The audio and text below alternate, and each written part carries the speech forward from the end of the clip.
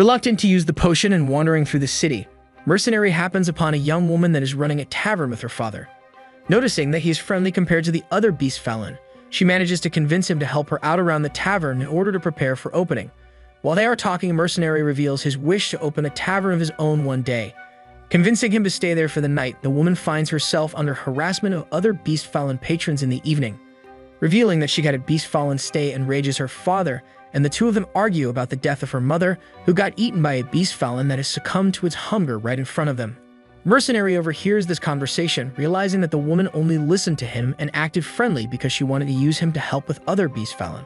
Used to such treatment, Mercenary beats up the Beast Fallen who are causing a ruckus, throwing them out of the tavern before paying for the damages and leaving as well. Meanwhile, Albus is kept in a dungeon inside of the palace, where 13 keeps trying to convince him to join his side as a state sorcerer, but Albus declines. At that moment, Zero bursts into the dungeons, confronting 13 for taking Mercenary away from her. Outside of the city, the wolf-faced Beast Fallen from before finds Mercenary and sends witches to get him. Zero and 13 clash once again, this time Zero taking it personal as 13 went against her wishes. Mercenary fights the witches, who have betrayed and shot the wolf Beast Fallen into his back. While Mercenary is able to fight back, he gets shot by a magical arrow, but much to his surprise, he is not injured. At the same time, Zero collapses with a deep wound on the same place where Mercenary was hit. 13 quickly realizes what happened and takes Zero away to tend to her wound and confine her. Mercenary defeats the witches and suddenly gets overcome by bestial hunger, but his memory of Zero brings his desire under control. He is beckoned by the wolf-faced Beast Fallen, who begs him for help since he is bleeding out. Realizing that the wolf could lead him to the Grimoire, Mercenary decides to help him out. While Mercenary is tending to the wolf's wounds, the wolf tells him that he was turned into a beast by Serena of his own choice. Once upon a time, he was a noble knight called Hold'em, but due to his life of debauchery, he had to escape. It is then that he happened upon Serena and her granddaughter. Enamored by Serena, Hold'em decided to stay by her side. To show his determination, he had her summon a spirit of a wolf into him, turning him into a Beast Fallen. Once the villagers came for Serena to burn her at the stake, she ordered him to take her granddaughter away and keep her safe. At first, he wanted to stay and defend Serena, even if it cost him his life, but she sent him away, entrusting her grandchild to him.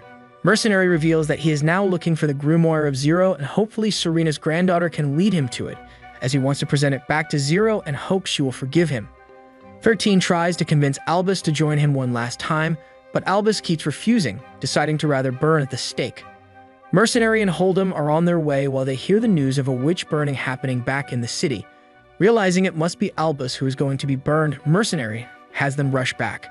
Hold'em protests, but once he lays his eyes upon Albus, he quickly realizes that the boy is none other than Serena's granddaughter, who was only pretending to be a boy all this time.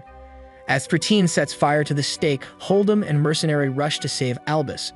With Mercenary's diversion, Hold'em is able to save her from the flames, and the three of them make a getaway. Some soldiers give chase on horses, but they are able to deter them and escape into the woods. When Albus comes to her senses, she is questioned by Mercenary about the Grimoire, but she does not know where it is, stating that some other member of the sorcerers must have it and that she had to keep her identity secret because of 13. While talking, Albus comes up with an idea how to end the conflict that plagues the kingdom without any more bloodshed. By using the same magic that Zero used on her, but only on a large scale, Zero can deny the usage of magic all across the kingdom, since everyone is using the magic that she created. In order to prepare that, Albus maps out the points on which magic circles need to be set up for Zero's spell. Finally, for their plan to work, they need Zero herself to cast the magic. Knowing that she is imprisoned somewhere in the palace, Albus decides to cast a searching spell to locate her. Before they can do that, state sorcerers sent by 13 find them. Despite the sorcerer's strong magic, the trio is able to escape from them. With the search magic cast, Albus determines that Zero is held captive in the highest tower. Thus, Mercenary heads out to the palace in order to rescue Zero, while Albus and Hold'em start inscribing magic circles in the required places. While they are on their way to inscribe the second circle, they are found by the sorcerers of Zero. Unfortunately, it turns out that they have decided to stage a revolt and kill 13 in the absence of Albus, with their mysterious leader guaranteeing they will win once 13 is dead. Albus objects, as that would bring destruction to the kingdom and drag many innocents into battle, but the sorcerers are determined. Since Albus opposes them, they capture her and Hold'em, preventing them from continuing their mission. In the palace, Mercenary manages to climb the highest tower and break into the room where Zero is being held. At first, Zero is upset at him for coming, but after he apologizes and explains himself in his own way, she breaks down, revealing that she got hurt when she saw him scared of her after everything they went through. Mercenary comforts her, and when he's about to reveal the plan Albus came up with, another forced summoning triggers. It turns out that it was set to activate at the mention of Albus this time. This brings the two of them in front of 13. Zero gets transported straight into a magic sealing cage, preventing her from using any spells. Mercenary explains the plan to deny magic across the kingdom to 13, hoping this would aid him as well, as he wants to get the Grimoire from the sorcerers. But then it is revealed that 13 is in fact the same mysterious him that the sorcerers look up to and have formed a contract with. In fact, the Grimoire was never stolen, but it was 13 who took it to create the magic using witches and then joined the kingdom's forces once they started rebelling. 13 insists that he did not incite them to rise up, but they chose that path regardless, because the discrimination against witches was making them desperate, and once Serena was burned, the pot boiled over. Because of this, he wants to plunge the entire kingdom into chaos and rebuild it from scratch.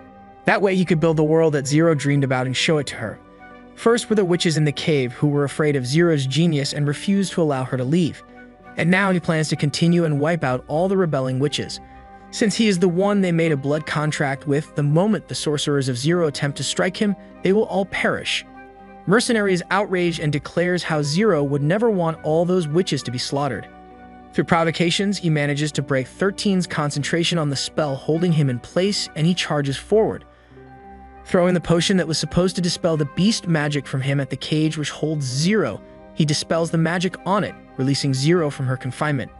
Zero is happy with the way Mercenary handled himself, and now it is her turn to take over and put 13 in his place. Their magic clashes, and while they appear to be equal at start, Zero rather quickly overpowers 13. Seeing that 13 is about to be killed by her, Mercenary jumps in to protect him, not wanting her to become a murderer. But instead of Mercenary, the spell ends up hitting Zero instead, knocking her out. Panicked, 13 quickly rushes to her side and provides aid. Mercenary is confused with what happened, and 13 explains that Zero drew a curse on him, making it so that any injuries inflicted on him would be taken by her instead. Zero regains her senses, revealing that she never used a lethal amount of force in her spell. She never had to try that hard because 13 was using the magic she wrote up first, and when she wrote it, she deliberately made errors in the incantations, rendering the magic of any witch who would use it weaker than her own.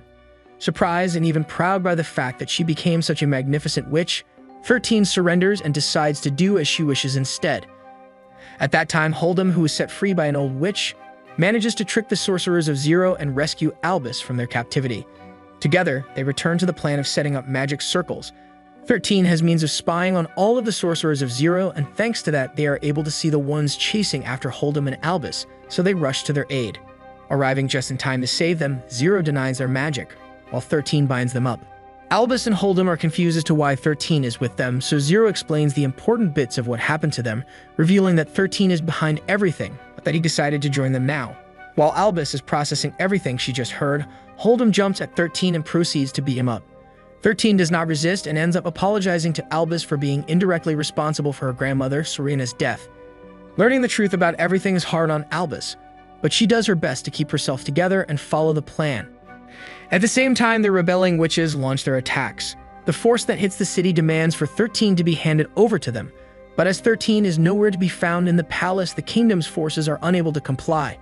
Hold'em and 13 are first to get to the meeting point where the large-scale magic will be cast, and Hold'em jumps at the chance to kill him. But upon seeing that 13 truly regrets the fact that he did not save Serena, Hold'em lets him live so he can spend the rest of his life regretting his choice. Everyone except for Albus arrive at the meeting point and start making preparations for the spell. The sorcerers of Zero, who knew of their plans thanks to Albus, arrive there as well, launching their attack to stop them from casting the spell. Zero and 13 are occupied with preparations, so they cannot fight back, leaving their defense up to Mercenary and Hold'em. But Albus has still not returned, so they cannot finish the magic spell. Negotiations between the witches and the kingdom's forces break down as 13 is nowhere to be found, so they cannot hand him over. Thus, a bloody battle ensues in front of the palace gates. The witches at the magic circle send everything they got in order to stop Zero from casting her spell, but Albus arrives just in time to finish the preparations. Realizing that they need a strong catalyst for the spell, Zero has Mercenary serve as a medium to host a demon temporarily, which will enable her to cast the spell. The summoned demon grants Zero her wish, and her magic spell is cast all over the kingdom, taking away all magic within the affected area. This brings an abrupt end to all the fighting. A few days later, Mercenary wakes up and Zero explains how everything went smoothly, and she has her book once again. Unfortunately, she cannot remove the magic from him like she promised, as being the host for a demon made the bond between the human and beast souls within him sturdier. It will take more time for her to be able to break the spell, so in the meanwhile, she wants him to continue accompanying her while she wanders around the world and makes sure magic she created is not misused. With the public revelation that Albus is the granddaughter of Serena, one final witch burning to end all witch burnings is taking place. 13, whose devious plot has been partially revealed to the public, is the one to be burned at the stake. But instead of burning him, once the smoke from the fire blocks vision of the stake, he is set free. While he does not object to being killed for his crimes, Albus wants him to live and use his expertise in magic to help and make sure a situation like this does not repeat in the future. Zero's magic denial is only a temporary measure, and in order to prepare for the resurgence of magic in the future, an official magic education program is started in the kingdom, which will also serve to better the public view of witches. Hey, thank you for staying all the way till the end. If you enjoyed the video, give it a like. It takes only a second, but it means everything to us. Have a great day and see you in the next video.